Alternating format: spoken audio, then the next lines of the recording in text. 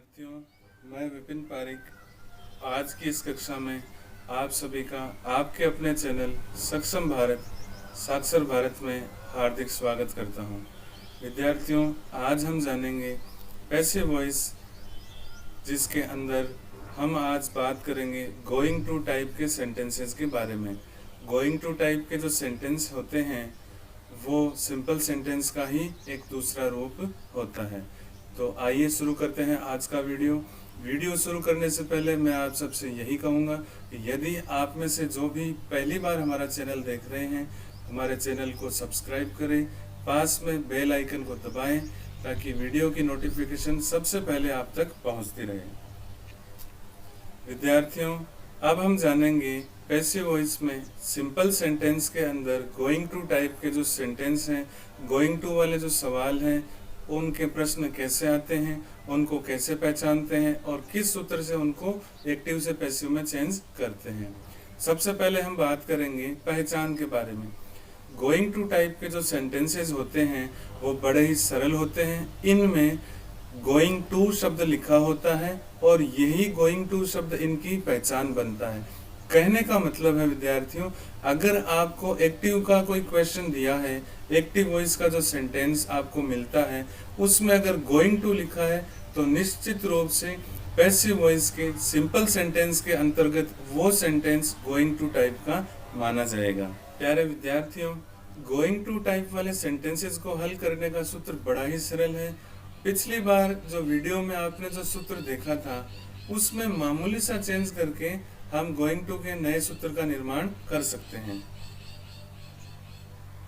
जैसे कि आप देख पा रहे होंगे अपने स्क्रीन पर, सबसे पहले ऑब्जेक्ट आएगा, उसके बाद हेल्पिंग वर्ब और उसके बाद हम गोइंग टू बी रखेंगे। यानी कि जिस प्रश्न में आपको गोइंग टू लिखा हुआ मिले उस प्रश्न के उत्तर में आप हेल्पिंग वर्ब के बाद में और वर्ब की थर्ड फॉर्म के पहले गोइंग टू बी रखेंगे। तो object plus helping verb plus going to be plus verb की third form plus adverb plus by plus subject, ये सूत्र है विद्यार्थियों आपके गोइंग टू टाइप वाले सवालों को हल करने का। अगर आपने ध्यान से मुझे सुना है और अगर आपने ध्यान से स्क्रीन के ऊपर इस वीडियो में चल रहे सूत्र को देखा है तो आप अंदाजा लगा चुके होंगे, आप समझ चुके होंगे कि दोनों प्रकार के सूत्र, यानी कल जो सूत्र बताया था आपको वो और आज जो आपको मैं बता रहा हूँ, इस सूत्र में केवल और केवल एक गोइंग टू बी का ही अंतर है। अब हम बात करेंगे गोइंग टू टाइप के सेंटेंसेस से रिलेटेड विशेष बिंदुओं की। विशेष बिंदु ये है विद्यार्थियों कि प्रश्न में जो आपको वर्ब मिलेगी वो मिलेगी गोइंग टू के बाद में।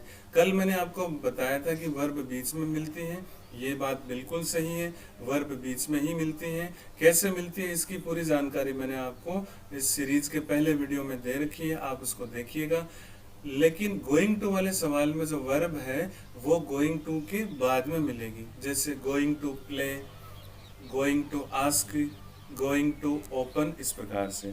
तो गोइंग टू के बाद में आपको वर्ब मिलेगी और अगर अनइम्पोर्टेंट सब्जेक्ट आपके सवाल में आ जाए तो ऐसी स्थिति में आपको बाई प्रीपोजिशन का उपयोग नहीं करना है और आए हुए अनइम्पोर्टेंट सब्जेक्ट का उपयोग नहीं करना है। अब चलते हैं आगे हम जानेंगे इस सूत्र के अन्य बातों के बारे में, यानी इस सूत्र के स्पष्टीकरण के बारे में। सूत्र आपके सामने है विद्यार्थियों।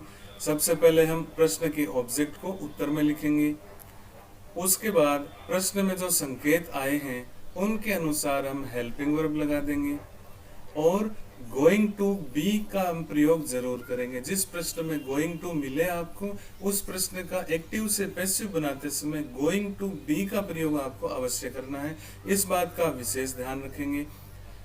और जैसी वर्ब प्रश्न में मिलती है उसके अनुसार उस वर्ब की थर्ड फॉर्म आपको वापस उत्तर में लगानी है। अगर वर्ब की थर्ड फॉर्म पहले से दे रखी है तो आप वापस उसे ही लगा देंगे।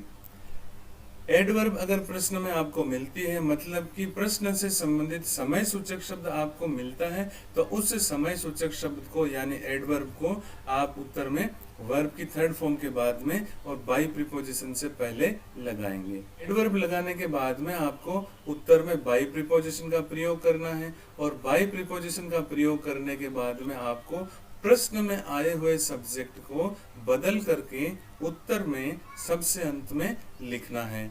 यानी कि प्रश्न में जो सब्जेक्ट आता है उसको सब्जेक्ट टेबल की सहायता से आपको बदल करके अंत में लिखना है।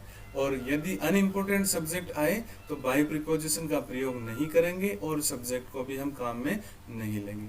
तो देखा विद्यार्थियों, आपने बड़े ही कम समय में बड़े ही सरलता से हमने ये जान लिया कि गोइंग टू वाले सवाल का सूत्र क्या होता है और उस सूत्र से हम वाक्य कैसे बनाते हैं।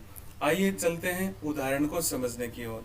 अब आपके सामने जो उदाहरण है वो मैंने इस तरह से डिजाइन किया है कि आपको बिना समझाए भी समझ में आ सकता है, लेकिन मैं औपचारिक रूप से आपको जरूर समझाऊंगा ताकि आप बहुत अच्छे से समझ पाएं। पहला एग्जाम्पल है गोइंग टू टाइप सेंटेंसेस का है, वो ये है he is going to play a match. पहले सवाल में आप जैसे कि देख पा रहे होंगे, ही है वो हमारे सवाल का सब्जेक्ट है, इज हमारे सवाल की हेल्पिंग वर्ब है, गोइंग टू हमारे सवाल में संकेत के रूप में आया है, जिससे पता चलता है कि ये जो उदाहरण है आपके सामने, ये जो सवाल है आपके सामने, वो सिंपल सेंटेंस के टाइप 2 यानी गोइंग टू वाले सवालों में से आया है। और गोइंग टू के बाद में प्ले जो लिखा हुआ है विद्यार्थियों, वो प्ले शब्द आपके सवाल का वर्ब है, जिसको मैंने येलो कलर के बॉक्स में और येलो कलर के एरो यानी कि तीर से दर्शाया है। और वर्ब के बाद में हमेशा ऑब्जेक्ट पाया जाता है, तो ये जो प्ले है उस वर्ब के बाद में जो अ मैच लिखा है वो अ मैच आपके सवाल का ऑब्जेक्ट है। सूत्र कहता है सबसे पहले हमें ऑब्जेक्ट का प्रयोग करना है, वो ऑब्जेक्ट जो प्रश्न में आया है।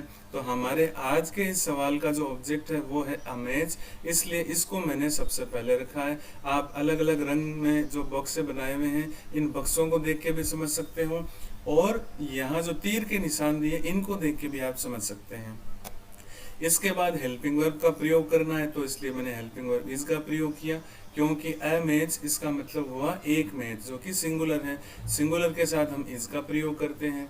और प्रश्न में गोइंग टू आया है, इसके लिए तीसरे स्थान पे मैंने गोइंग टू बी रखा है, जिसको मैंने लाल कलर के तीर से दर्शाने का प्रयास किया है। तो a match is going to be. Verb है हमारे प्रश्न में जो है प्ले, और वर्ब की थर्ड फॉर्म होती है प्लेड, जिसको मैंने येलो कलर में यानी पीले रंग में अलग से आपके लिए चिन्हित कर रखा है। और बाई प्रीपोजिशन का प्रयोग करते हुए अंत में मैंने सब्जेक्ट ही को बदल करके हिम किया है और उसे रखा है। A match is going to be played by him. अब हम चलते हैं गोइंग टू टाइप के एक और एग्जाम्पल को देखने के लिए। एग्जाम्पल है she was going to prepare tea. सवाल के अंदर सी हमारा सब्जेक्ट है, वॉज हमारा हेल्पिंग वर्ब है, गोइंग टू हमारे सवाल का संकेत है, जिससे पता चलता है कि यह सवाल सिंपल सेंटेंसेस के टाइप 2 यानी कि गोइंग टू टाइप का है।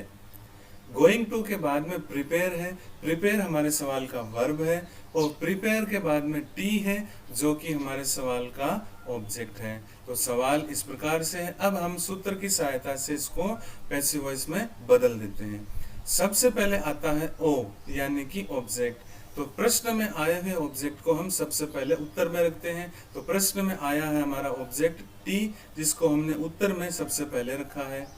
हेल्पिंग वर्ब हमने वॉज का प्रयोग किया है, और हेल्पिंग वर्ब के बाद में हमने गोइंग टू बी का प्रयोग किया है, क्योंकि नियम ये कहता है, सूत्र ये कहता है कि अगर प्रश्न में गोइंग टू आए तो हम उत्तर बनाते समय गोइंग टू बी का प्रयोग हेल्पिंग वर्ब के बाद में जरूर करेंगे।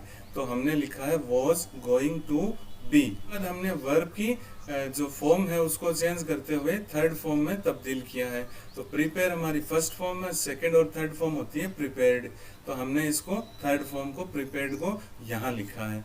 बाय प्रीपोजिशन का प्रयोग किया है और प्रश्न में आए हुए सब्जेक्ट सी को हमने चेंज करते हुए उत्तर में सबसे अंत में लिखा है हर। सी को जब हम चेंज करते हैं तो उसको हम हर बना करके लिखते हैं। तो इस प्रश्न का उत्तर बनेगा पैसिव वॉइस के रूप में tea was going to be prepared by her. Tea was going to be prepared by her. तो देखा विद्यार्थियों, बड़ी सरलता से हम सूत्र की सहायता से उत्तर बना रहे हैं। एक और एग्जाम्पल मैं आपको समझाना चाहूंगा जिससे आपको अच्छे से समझ में आ जाए कि गोइंग टू टाइप वाले सवाल किस प्रकार से हल किए जाते हैं। सवाल है I am going to check answer book at night. इस सवाल में सब्जेक्ट है आई, हेल्पिंग वर्ब है एम। आई के साथ हम इज आर एम के अंदर से केवल एम का प्रयोग ही करते हैं, इसलिए इस सवाल में हेल्पिंग वर्ब है एम। गोइंग टू हमारे सवाल का संकेत है जिससे पता चलता है कि यह सवाल सिंपल सेंटेंस की कैटेगरी नंबर 2 का है, यानी कि गोइंग टू टाइप का है। गोइंग टू के बाद में वर्ब आती है, इसलिए इस सवाल में जो वर्ब है वो हमारा है चेक। चेक का मतलब होता है जांच कार्य करना, चेक का मतलब रोकना भी होता है, लेकिन इस सवाल में चेक का मतलब होगा जांच करना। वर्ब के बाद में हमेशा ऑब्जेक्ट मिलता है विद्यार्थियों, जैसे कि मैंने आपको बार बार बताया है। तो इस प्रकार से इस सवाल में हमारा ऑब्जेक्ट है वो है आंसर बुक। और अंत में जो आप देख रहे हैं ये एट नाइट आपके सवाल का एडवर्ब है। इस प्रकार से इस सवाल के अंदर, इस एग्जाम्पल के अंदर हमें तीनों चीजें मिल गई और एक अतिरिक्त चीज भी मिल गई जिसको हम एडवर्ब कहते हैं। सब्जेक्ट मिल गया, वर्ब मिल गया, ऑब्जेक्ट मिल गया और एडवर्ब भी मिल गया। अब हम सूत्र के अनुसार इनको रख देते हैं। सूत्र के अनुसार सबसे पहले ऑब्जेक्ट रखा जाता है। हमारे इस सवाल का ऑब्जेक्ट है आंसर बुक, जो हमने सबसे पहले रखा है। हेल्पिंग वर्ब इज का प्रयोग हमने किया है। हेल्पिंग वर्ब इज का प्रयोग इसलिए किया क्योंकि हमने जो आंसर बुक रखा वो हमारा सिंगुलर सब्जेक्ट है और सिंगुलर सब्जेक्ट के साथ इज आर एम के अंदर से हम केवल इज का प्रयोग ही कर सकते हैं। गोइंग टू आने पर हमें करना होता है गोइंग टू बी, इसके लिए हमने किया है गोइंग टू बी। तो ऑब्जेक्ट आंसर बुक हो गया, हेल्पिंग वर्ब इज हो गया और तीसरे स्थान पे, तीसरे नंबर पे हमने रखा going to be. Going to be के बाद में हमें रखना होता है वर्ब की थर्ड फॉर्म को। प्रश्न में वर्ब है चेक और चेक की थर्ड फॉर्म होती है चेक्ड, तो हमने इसको यहाँ रखा है। और इसके बाद हम रखते हैं एडवर्ब को। यदि प्रश्न में एडवर्ब मिलता है तो हम उसको वर्ब की थर्ड फॉर्म के बाद में और बाय प्रीपोजिशन से पहले रखते हैं। इसलिए प्रश्न में आए हुए एडवर्ब एट नाइट को हमने बाय प्रीपोजिशन से पहले रखा है और वर्ब की थर्ड फॉर्म के बाद में रखा है। अंत में हमने लगाया बाय प्रीपोजिशन और उसके साथ में जो हमारे सवाल का सब्जेक्ट है आई, उस आई सब्जेक्ट को बदल करके हमने बना दिया मी। तो इस प्रकार से सूत्र की सहायता से गोइंग टू टाइप के सवाल को हल करने पर हमारा पैसिव वॉइस बना answer book is going to be checked at night by me. ये हमारे सवाल का उत्तर बना। विद्यार्थियों, बताने को सवाल ढेर सारे सवाल हम बता सकते हैं, बहुत से सवालों को यहाँ बताया जा सकता है, लेकिन समय का भी हमें ध्यान रखना होता है। और मैं समझता हूँ अगर आपने इस वीडियो को अब तक ध्यान से देखा है, मुझे ध्यान से सुना है, तो आपको और किसी सवाल को बताने की आवश्यकता नहीं है। आप स्वयं इतने निपुण हो चुके हैं कि आप ऐसे हजारों सवाल खुद बना सकते हैं, उनके उत्तर खुद निर्मित कर सकते हैं। अब हम बात करेंगे आपके लिए कुछ अभ्यासार्थ प्रश्नों के बारे में, लेकिन उससे पहले जो बात मैंने अभी अभी आपको बताई थी मैं फिर से आपको बता देना चाहता हूँ। हेल्पिंग वर्ब इज का प्रयोग हमेशा सिंगुलर सब्जेक्ट के साथ होता है। हमारे उत्तर में आंसर बुक हमारा सब्जेक्ट है जो कि सिंगुलर है, इसलिए हमने एम के स्थान पे इज का प्रयोग इसमें किया है, जबकि प्रश्न में आई दिया हुआ है और आई के साथ हमेशा एम का ही प्रयोग किया जाता है। अब हम बात करेंगे रिवीजन की। अब तक हमने क्या सीखा? अब तक हमने सीखा सिंपल सेंटेंसेस के टाइप 2 के सवालों के बारे में, अर्थात गोइंग टू वाले सवालों के बारे में। इनकी हमने जानकारी प्राप्त की। इसके अलावा हमने सीखा गोइंग टू वाले सवालों की पहचान क्या होती है। इसके अलावा हमने गोइंग टू टाइप के सवालों को एक्टिव से पैसिव में बदलने के लिए सूत्र की भी जानकारी प्राप्त की और हमने वाक्यों को हल करना भी सीखा। तो ये सब हमने आज के इस वीडियो में सीखा। अब बात करते हैं आपके लिए अभ्यास वाले प्रश्नों की। ये रहे आपके लिए कुछ अभ्यासार्थ प्रश्न जो मैंने तैयार किए हैं और मुझे पूरा विश्वास है आप इन प्रश्नों को आसानी से बना सकते हो। विद्यार्थियों, जो सवाल आप देख रहे हो, आप ये सोच रहे होंगे कि ये सवाल तो पहले वाली वीडियो से रिलेटेड है और इस वीडियो में कैसे दिए जा रहे हैं। आपका ज़्यादा से ज़्यादा अभ्यास हो, इसके लिए इस वीडियो में पिछले वीडियो से संबंधित सवालों को डाला गया है और इसमें आज जो वीडियो हम आपके लिए लेके आए हैं, इससे संबंधित भी कुछ सवाल आपको मिलेंगे।